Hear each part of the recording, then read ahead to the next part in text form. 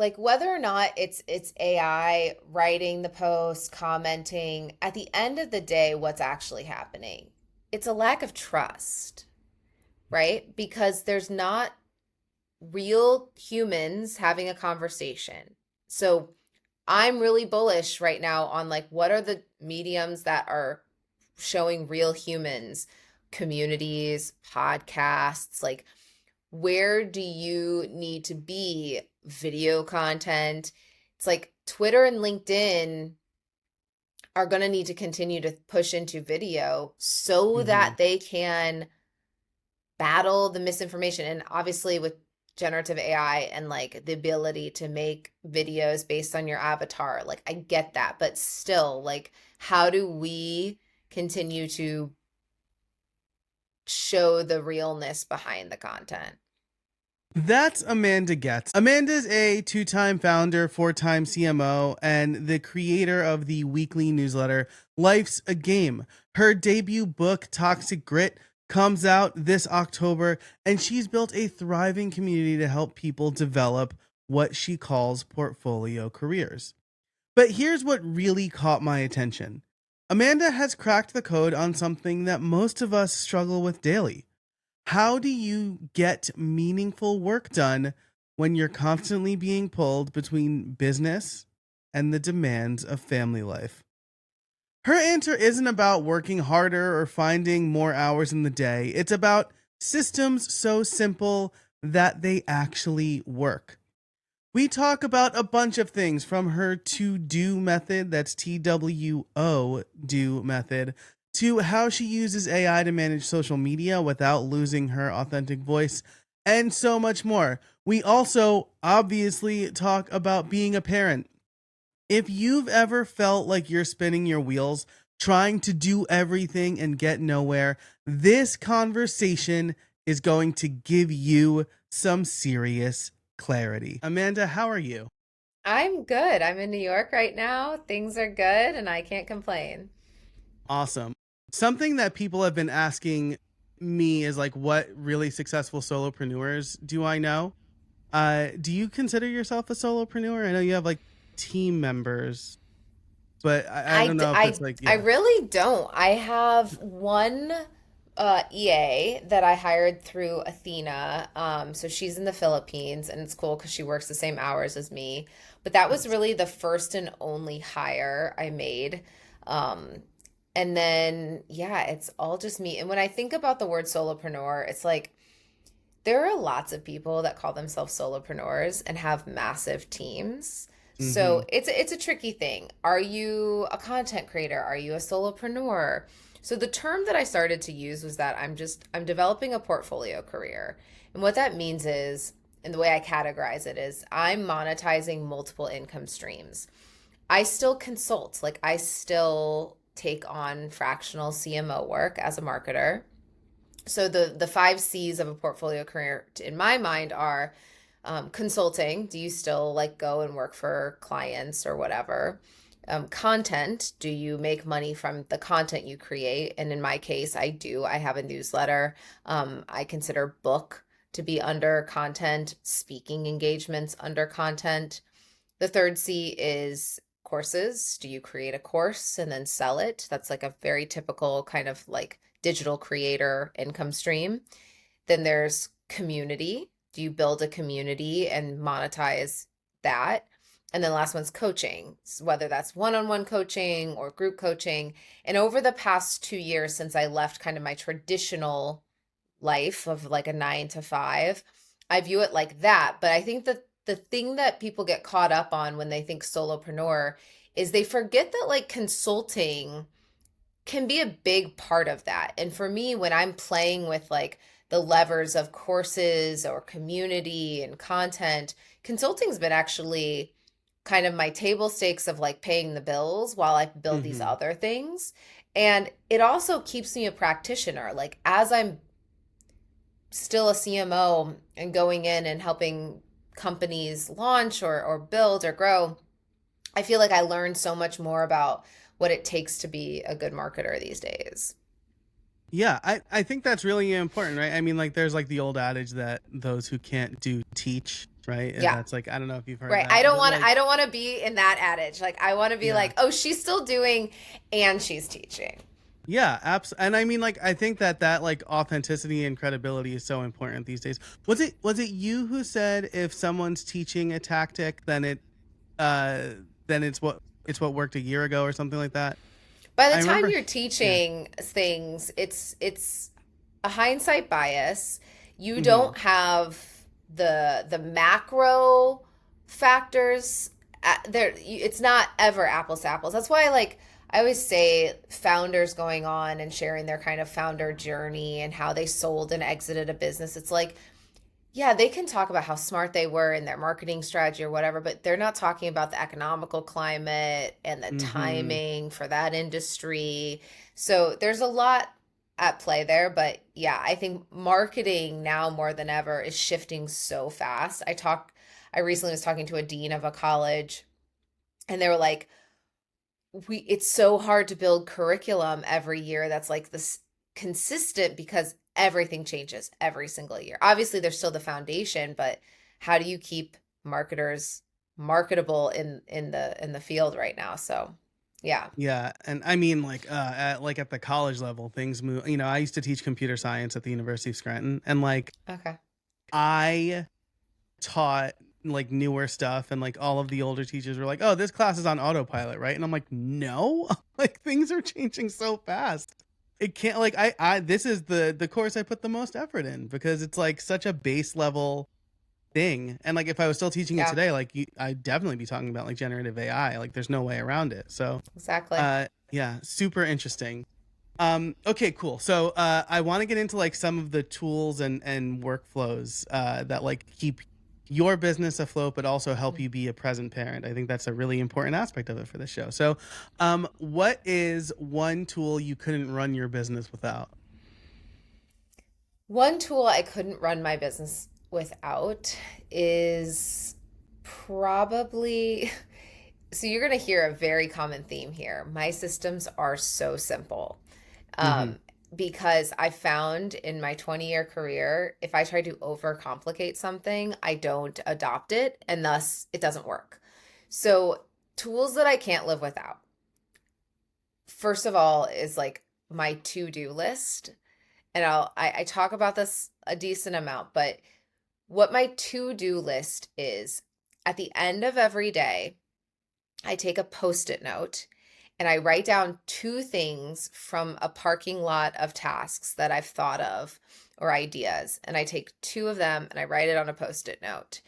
And yes, a post-it note, like we're talking paper here. In the world of AI, I'm gonna sound like archaic here, but hear me out. Then I shut everything down in my computer except for the things that are applicable to the two things I wrote on the post-it note. So I shut off my email, I turn off Slack, and let's say that one of the things is to write a newsletter. So then I have just the newsletter template in front of me. And so that when I sit down, I know exactly what I'm working on. And studies have shown that the more that you have in front of you, even if you're trying not to focus on it, like say you have email on another tab and you're not looking at it, our brain is still subconsciously trying to process and think about all the things that might be happening in there. So, this to do list has become a tool and a system for me that I get two big things done a day before I look at anything else. And that adds up to 10 big things a week, which is more than I've managed teams as large as 50 people. Doing 10 big things a week is more than most people do in a month.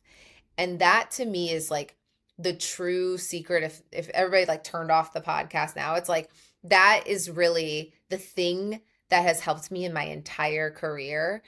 Even when I was working at a big organization, it's like I would get in before I got sucked into emails and Slacks and everybody's pick your brain meetings and whatnot. I would have a deck done. I would have thought out a new plan or strategy, or I would have like come up with a new content arc or whatever. So that is like the tool. We can get into like actual software tools too, but like That's the tool that I use all the time. Yeah, and I love that. I think that's really important. No knock on analog tools here because I you could see the Oh, whiteboard right cool. behind me Yeah. here. Oh, that's like my This dream. Yeah, that's where I write the things I have to do, because if I ever start wandering, I just look at my whiteboard and I'm like, yes, that's what I need to focus on. And like coming from the developer world, like we love our monitors. I am down to just one monitor plus my prompter, but like that's a teleprompter. Yeah. So like really important that because I'm very distractible. I think a lot of us are probably, but Yeah.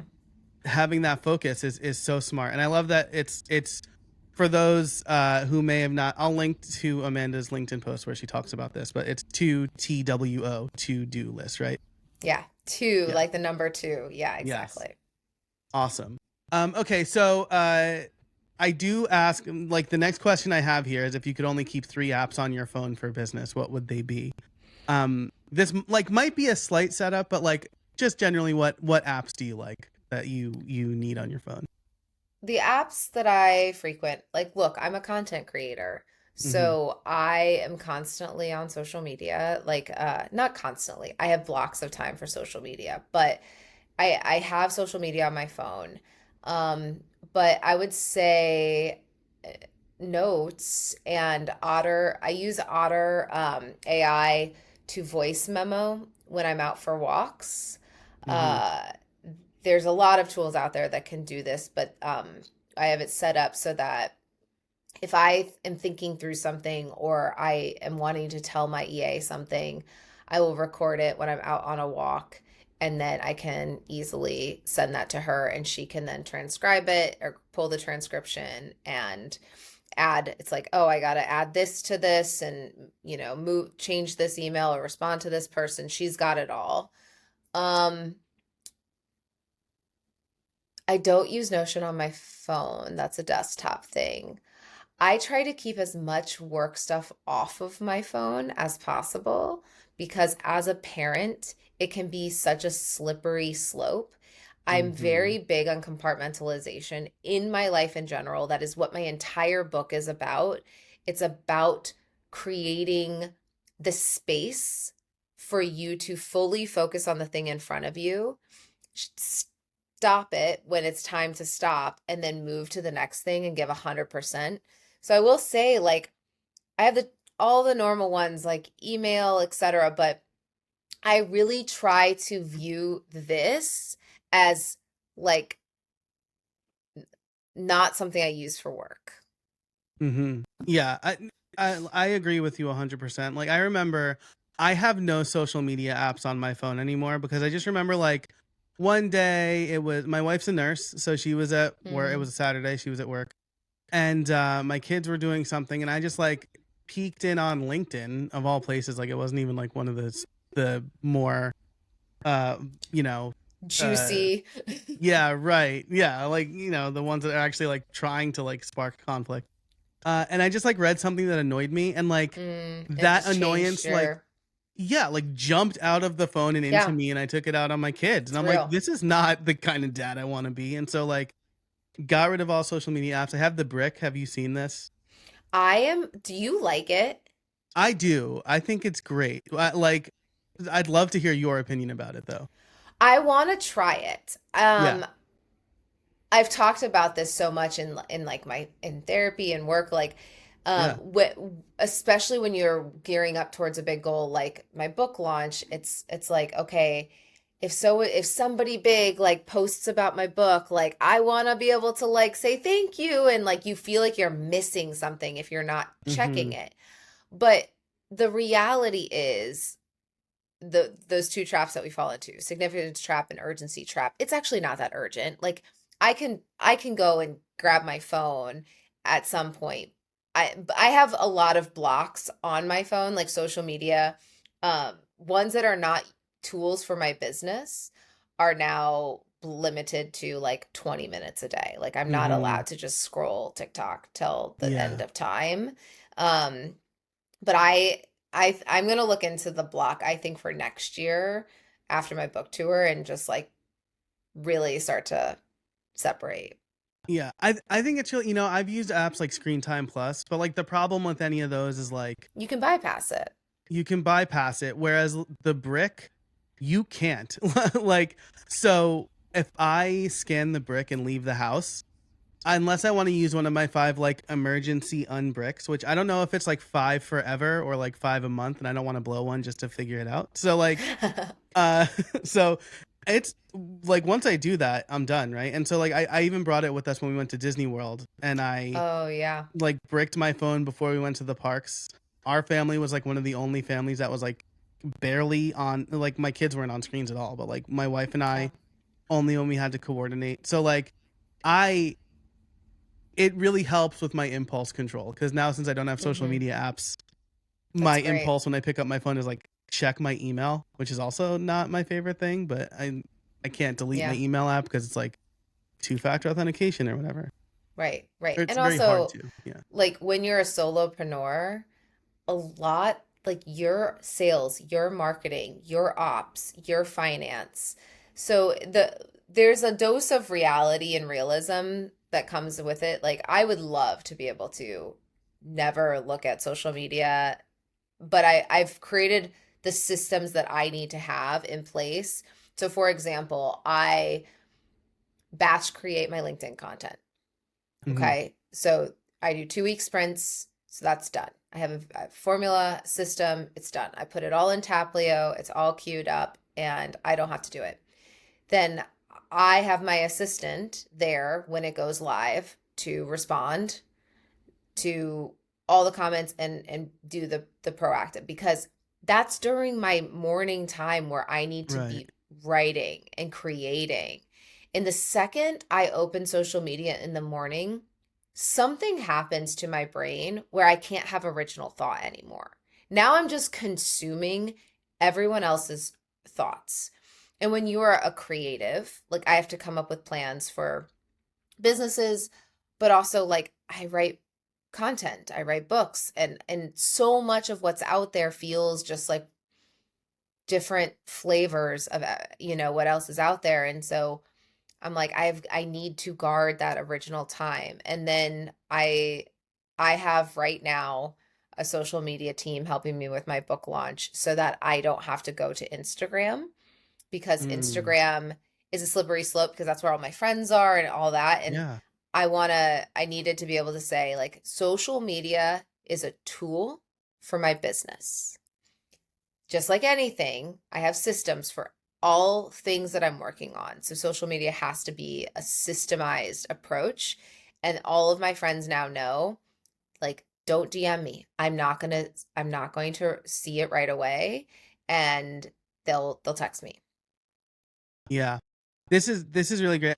You mentioned your VA manages your social media and your VA is in the Philippines. So like this has been like a mental block for me. Like Hmm. my VA also in the Philippines, she does a lot of stuff for me. Like I keep giving her raises just to be like don't leave me or my business will crumble.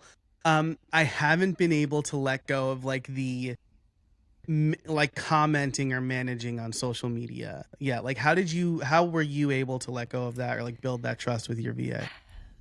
So I've written over 100 newsletters. I've obviously written 100,000 word book. I trained a GPT for this reason. Nice. I it I so she has a whole system where she will literally I have a list of 10 people she has to comment on every single day, and she will take their post, put it into the Amanda GPT, and it will spit out the comment. And some people may say, like, you're removing the social from social media, but I'm focused on the real life interactions. Like, anybody Yeah. who is like, hey, would love to connect with you. Like, okay, great. Now I can free up more time to have meaningful conversations. But in the beginning, what I will say is, I have built up a community so that I can do that. And I've built up Right. enough content so that my voice is very distinct and trainable. When I was just starting out, I don't think you can net new go onto social media and try to use AI to grow because Right. the way that I've grown, whether it was on Twitter to, over 100,000 followers, or even now on LinkedIn, it's the offline connections, right? I remember like early days when I first started tweeting, that was when like Sahil Bloom was just starting out and Hmm. Greg Eisenberg was just kind of starting out and Matt Kobach and a couple of other guys that like I was became friends with because of the platform. And then we started just growing together. And that piece, like if you think that you can start a social media channel and set it and forget it, you're never going to grow because it is first and foremost a community of people. And you have to understand the community and know who's there and who you want to connect with. So I just don't want anybody to hear my system and be like, "Great, I'm going to steal that." It's like I put in 5 years of Right. showing up every day, real time interactions so that I can get to this point. And I think that this is the graduation step of scale that is important, but you do things that don't scale in the beginning because you need to figure it out. Yeah. Yeah, absolutely. So like I'll say I learned in the pre-show and the pre-record that we're almost exactly the same age because I'm Yeah. also going to be 40 this year. And so we learned math the same way. I'm confident in saying that. Yeah. It's like how they taught us the long way to do something before teaching us the shortcut, right? Because Hmm. if they just taught us, if we just learned the shortcut, we wouldn't understand the actual math problem, right? You have to do social media or whatever the long way before you build the shortcut. 100%. It, it's um it's like anything. Look at the study that came out of MIT where the college students that were using ChatGPT to write their papers, they had three cohorts. The first cohort used ChatGPT to write the whole paper. The second cohort was able to use Google and then write their paper. And the third cohort had to like net new, like only books, like write the paper. After that, they asked the three cohorts to kind of like explain what was in the paper, and the first two group it like literally was diminishing because if they use ChatGPT, they don't recall any of the information. So why do Hmm. we write papers? Why do we read books? It's so that we can ingest the information, create empathy and nuance and context for the things that are happening. You read a book so that you can understand and be in someone's shoes who went through something on the other side of the world that you'd never have a conversation about. You read that book so that you can internalize that information and formulate like a new informed opinion about things. We are trying to shortcut nuance and context and humanity. And I'm so big on that's why as a writer, I won't let ChatGPT touch any of my original writing. It doesn't touch my Hmm. newsletter. It doesn't Yeah. touch my LinkedIn posts. It doesn't touch, obviously, book because publishers have tools for that. They won't let you. Right. Right. Um, but it's so important. And I think we're missing that in this over optimization and over systemization of our life. Yeah, I think that this is first of all really refreshing to hear because I hear all, oh well, you know, I just set up like a shortcut thing. I use Whisper memos for my voice memos, and I set one up Hmm. that's like, can I reasonably dictate an article, right? If I'm like out and about, and so I have a very clear prompt that's like, don't change, don't add, just Yeah. basically like proofread what I've said. Yeah. And I'm like trying it on for size to see if I like it, but there really is nothing to me like sitting in front of like a blank cursor or like a loose outline and saying like, okay, I'm gonna actually like pen these words, right? Like I think Yeah. that's super important. Yeah. I do too. I think the if you want to actually know something, teach it, write about it, and like force yourself to understand the information. But if you're constantly just using ChatGPT like these college students do, it's like they're gonna what is the point? We're missing the Right. point. What are you gonna be able to, how are you gonna differentiate yourself Hmm. like, it's like how, my oldest is 8 and she will ask me for help.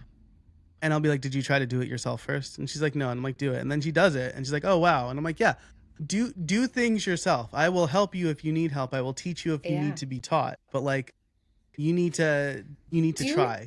Okay, so we're the same age. Do you remember the Yeah. like I don't know if it was PBS, but it was like the rainbow. It was like the more you know. Yeah. The more you know. Yeah. Yeah. Right. So that's what doing is actually about, right? Like so that you can gain knowledge. And I think we're right now in this like the more you do phase of hustle culture. It's like Yeah. churn out as many articles as possible, as many posts as possible.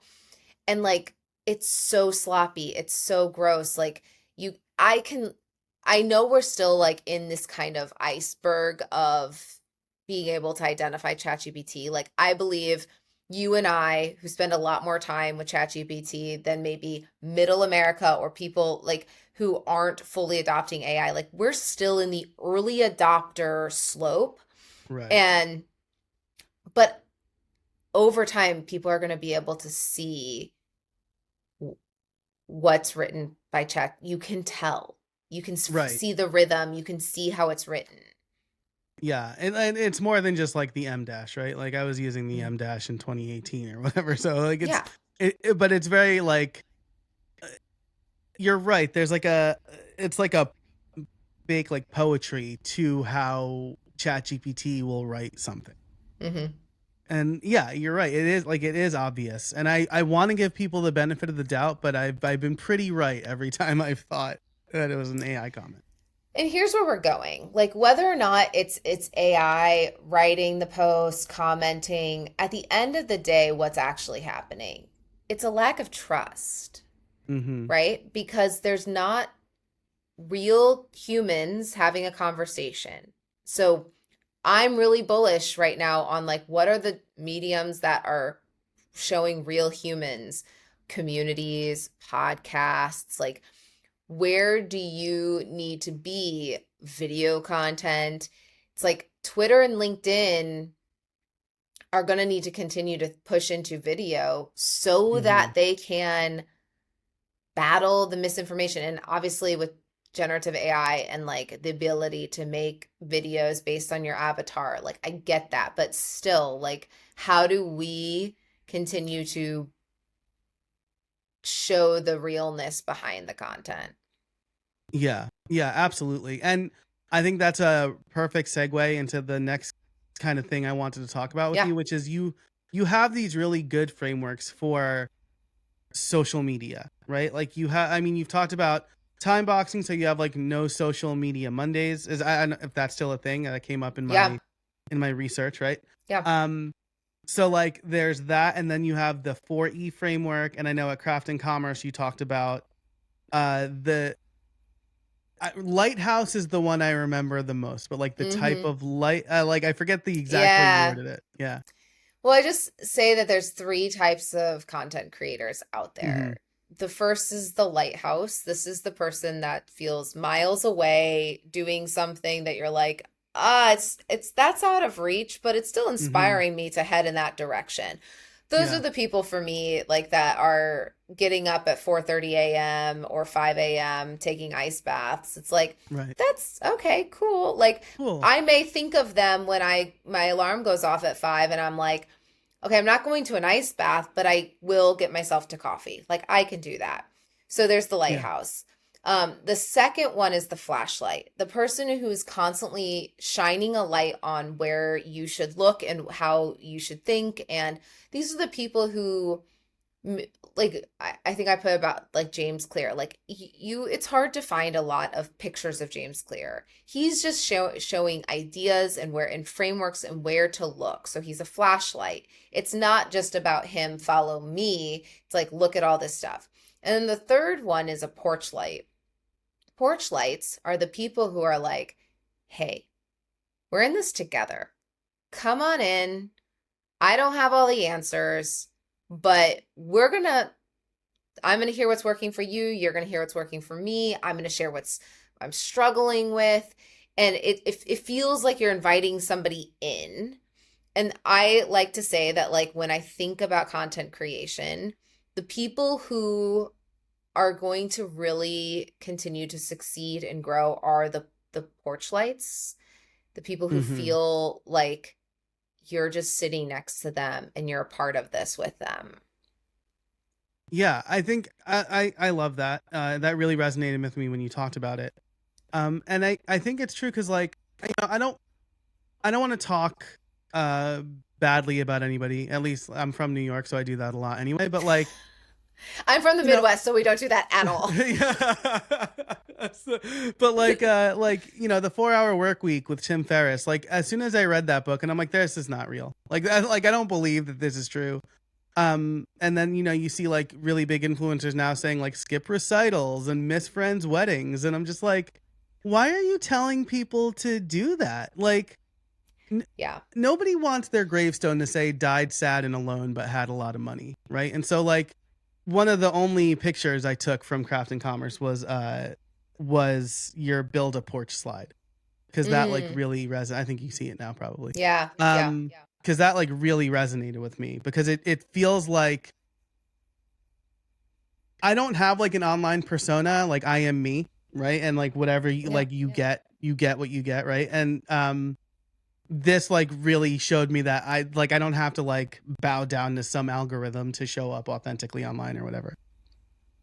No, and if you play to the algorithm, that is a losing game. Yeah. Uh, the more and more you just learn to story tell and talk about, like pretend that you're just talking to people. That's the best way to do it. Yeah. Yeah, absolutely. So yeah, so I appreciate like that that your talk really like helped solidify, because like I'll tell you before this I attended Jay Klaus's like lab IRL event, and Oh yeah. yeah, and it was great. And like anybody who was there will be like, the two things I remember about Joe is he is a New York Italian and he hates social media viscerally. And so I'm like, I'm just not gonna do it. But like through the cajoling of several people and then like your talk showed me like, all right, maybe I should like show up the way that works best for me. 100%. And look, where we are in the world in general is that personal brand has gotten such this like weighted definition to it. And really, like, what does it actually mean? It means increased serendipity because Mm, people need to know you exist and all that you do and you stand for so that they can put you in front of more people to further your mission. And so for me, when I get the ick about myself, because that happens quite often, where I'm like, this just, ugh, cringe, ick, like, and we all have it. I remember that social media is a tool to help me further my mission of empowering women to create more space and take up more space and to help working parents figure out this like fine line of wanting more and enjoying what you have. When I think about my mission, and it always comes back to your mission and who you're helping, social media is a tool to increase the likelihood that you can actually achieve that mission. mm. I love that. Really, I think that's a really nice bow to put on social media. I don't think there's anything more I can add to that, so I love that. Um, I do want to move into the parent stuff, though. I Yeah. do want to ask, because like I feel like I'm like teetering on asking questions about things that you have not told me, but like you've posted on social media, and Go for it. that that has me thinking about like the parasocial relationship, right? Like Yeah. you're a single mom, you have kids, you have a partner who I think you're maybe marrying, if I Yeah. saw a Getting post. getting married next year. Yep. Congratulations. Thank you. Um, and so it's I'm self-employed. My wife's a nurse and she works 3 12-hour shifts. And so like we're not doing Wow. summer camp this year. We have a really flexible schedule. I'm always curious to see, and I guess I'll start with this, right? Like during the pandemic, my wife worked a lot. I bet. And and my mother-in-law had cancer, and so I didn't Oh see a my lot of gosh. people. Yeah, it was Yeah. tough. And so like the thought I kept having was, I don't know how single parents do this all the time. So Yeah. like, what is what's that? what's that look like for you? Like, you have these systems in place that we talked about. When the rubber meets the road, right? I think you told an ER story about your son recently. Like, how does that look on like a daily basis when you are trying to manage work life and home life while running a business? Yeah. Well, I get the like question a lot of like, I don't know how you did COVID with, at the time I had three kids under the age of 5 and was a single Oh, mom. And I was building a business at the time. And like the best way to respond to that is truly like there was no other option. And when you hmm, have no other options, you just that's your reality and you're just figuring out how to make the most of it. And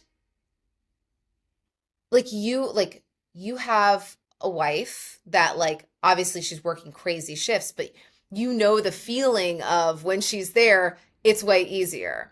It's like right. I didn't have that alternative reality that I was waiting for it to happen. So you kind of sit in the discomfort and the chaos a bit more than like waiting for it to Hmm. end because it doesn't ever Yeah. end.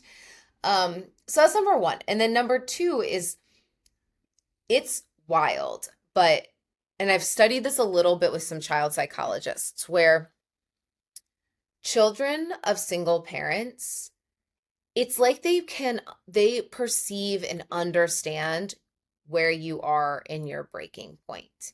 And they also understand like there's no one else to tag team in. So they're not playing you off of like each other. And I have a very distinct story. This is before COVID. I took my three kids to the Children's Museum in the Upper West Side. And it was one of my first outings with all three kids. And I was wearing my son, he was the baby, and I had the two toddler girls. And I said to them, I said, we all have to stay in the same room. If anyone leaves the room that we are in, we are leaving the Children's Museum immediately because there's only one mommy and I can't lose you. We made it through the first room.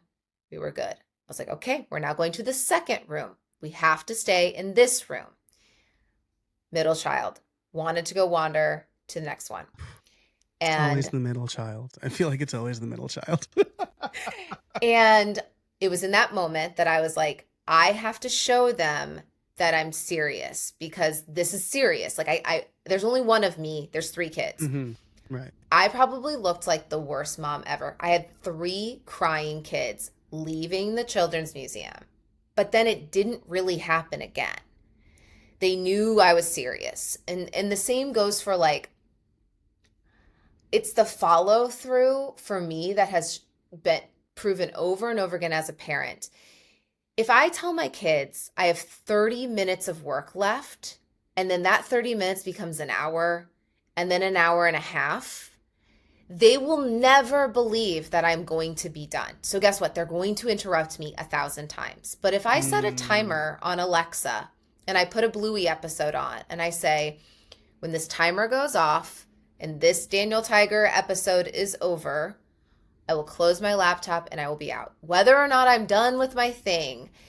And it just creates these mini trust moments so that they actually let me focus and finish on the thing. So if I could just like share what I've learned, it's like follow through and yeah, it's really follow through in all of those instances. If you say you get my attention for the next hour. Like I'll sit down with my son, and since I have three kids, I constantly use Amazon Alexa to be like, "This is our time for the next hour. We're gonna play whatever you want.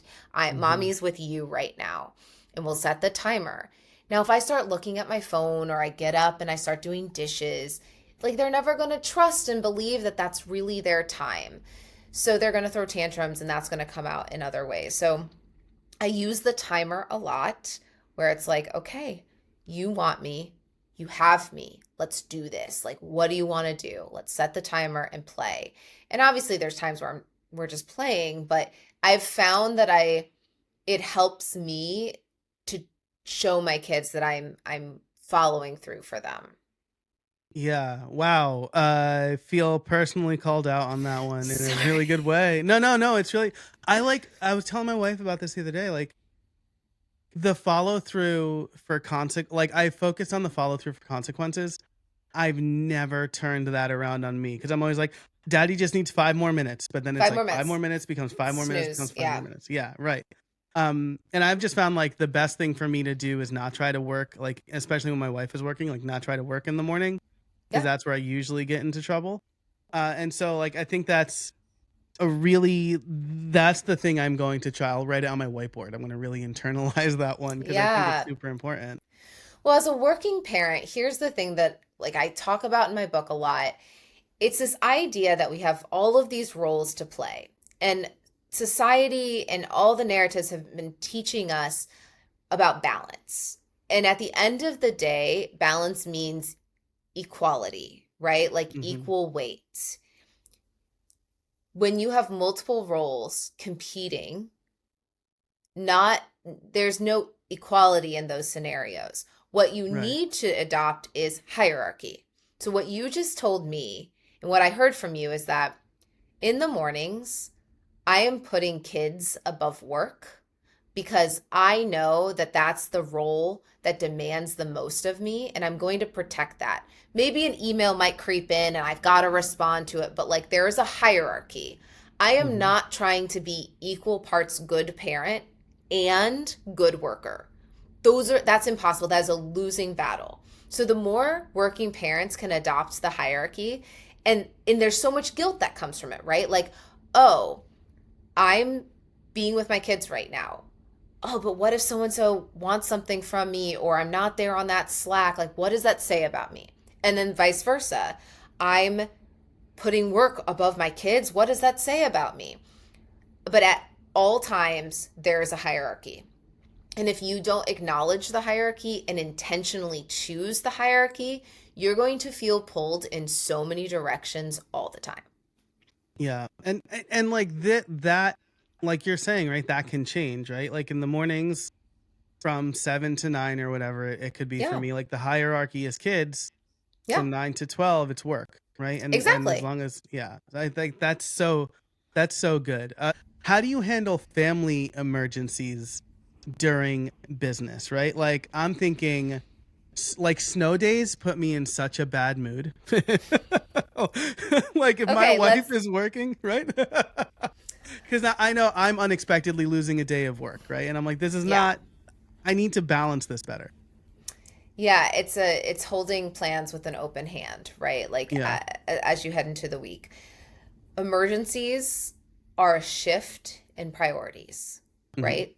So I said this a little bit earlier in our conversation, the two traps that we fall into, significance trap and urgency trap. Is this thing really significant for me to do right now? And is this thing really urgent for me to do right now? My getting a call from the school because your kid threw up is urgent. You Hmm. have to move stuff around.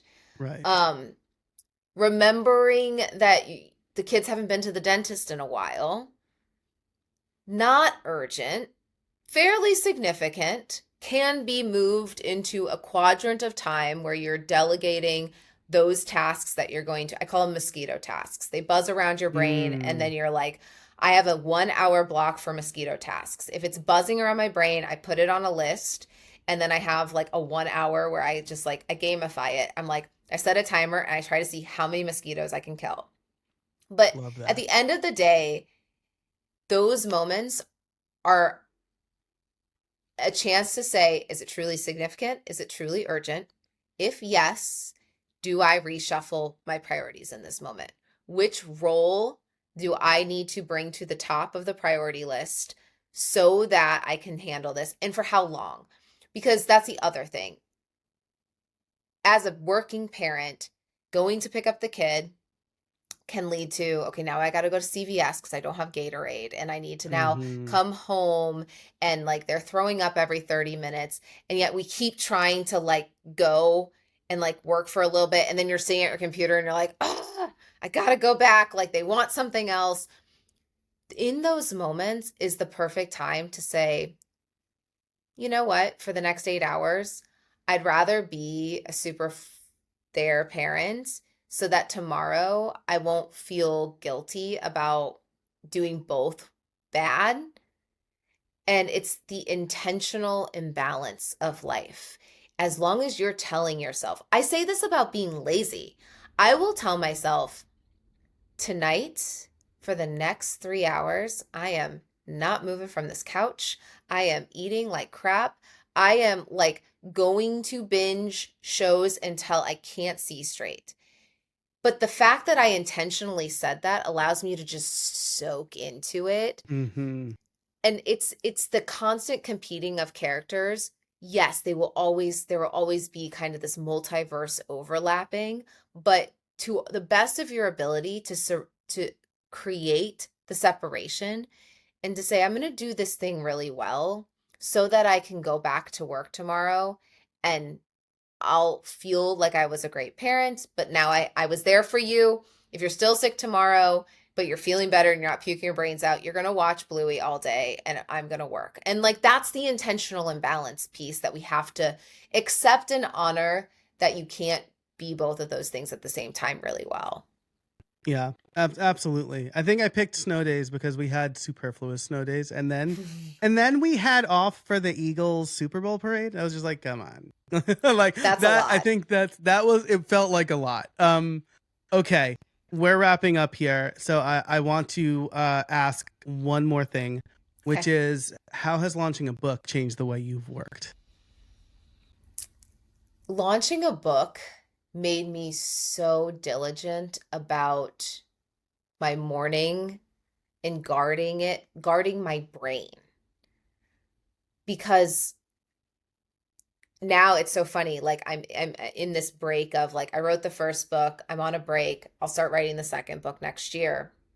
And I'm on this break and I wake up and because I'm not in my writing flow, I'll like scroll and I'm like ingesting everybody else's thoughts. And so writing a book made it so clear of how much we consume that dictates how we feel, how we think, how we show up for others, like you were saying. Like when I start my day, and if my feed chooses to show me really sad things, the weight I feel throughout my whole day is real.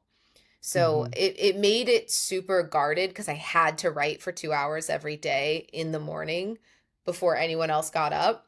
And guarding that time showed me how much better I felt when I wasn't allowing other people's thoughts in these stories to reside in my brain. Yeah, absolutely. Your kid, do they stay in bed for a while? My kids No. yeah. We have the clock. They're not allowed to leave until 7. They're not allowed to We get have out of the room. tried that, and Yeah. my kids are, I think it's because I'm an early bird and Mm-hmm. they're all, or two out of the three are early birds. One can sleep now. She's in junior high, so she's now starting to Okay. hit the like she's not out until like 9:30, but the Yeah. other two are still like 6:30 watching cartoons. But we have a whole system. If they wake up while I'm still writing, they I have a drawer full of like healthier breakfasty snacks, Ooh, and it's within smart. reach and they're allowed to eat whatever they want until I come out of the thing. So that's our rule. I like that. I'm gonna clock that. My youngest is 3, so I don't know if that'll work for her Yeah, you're right not now, there but yet. yeah, Yeah. yeah. Awesome. Amanda Goetz, this has been such a fantastic conversation. Toxic Grit is out soon.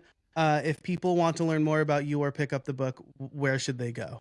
They can go to toxicgrit.com. If you pre-order the book before it comes out, you get access to a bonus chapter, a workbook, and a webinar that I'm doing during launch week. So you can learn more about the book. So toxicgrit.com to pre-order. And you can just find me on all the platforms. Instagram is where I'm showing a little bit more behind the scenes. Awesome. Well, thank you so much for coming on the show today. I really Thank you for appreciate it. having me. This is awesome. Thank you, Joe. Yeah. I will have everything for y'all in the show notes. Thank you so much for listening. And until next time, I hope you find some space in your week. Hey, thanks so much for listening to this episode of the Streamline Solopreneur. If you are looking for ways to create more space in your business, I would strongly encourage you to head over to streamlined.fm/overwhelm to take the overwhelm quiz. It's 6 questions and you will get a personalized report based on your answers. So again, you can start creating more space in your business. Thanks so much for listening to the Streamlined Solopreneur. And again, that link is streamlined.fm/overwhelm.